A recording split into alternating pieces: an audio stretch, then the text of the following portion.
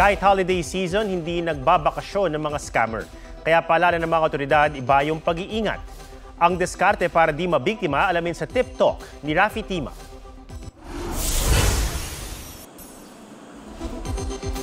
Sa mahigit 1,000 reklamong natatanggap daw ng Cybercrime Investigation Coordinating Center o CICC, madalas ay naloloko ang mga biktima na mga akala nila ay kamag-anak o kakilala na nangihingi ng pera.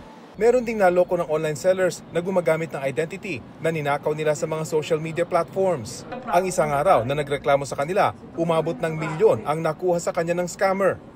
Ngayong holiday season din po kasi, since talagang very active po tayong lahat sa paggamit ng mga banking platform, may mga times din po na mimislook na rin po natin yung mga transactions na nagagawa natin. Kaya aktibo ngayon ang CICC sa kanilang kampanya laban sa iba't ibang cybercrimes. Tumawag lang daw ang mga mabibiktima sa kanilang hotline na 1326. Itong mga modus operandi na ito at yung mga account number and mobile number na ginagamit ng scammers is part din po ito ng pool of data na kinokollect namin para i-analyze yung mga possible na next move.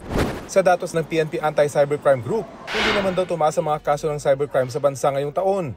Pero marami daw talaga ang nabibiktima tuwing Kapaskuhan. Kaya mahigpit nilang paalala sa publiko, huwag i-click ang anumang link na matatanggap nyo mula sa text messages. Sa email naman, suriing mabuti kung ang mensahe ay galing sa totoong email account ng inyong bangko.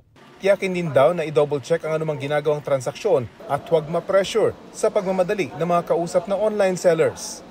Rafi Tima nagbabalita para sa GMA Integrated News.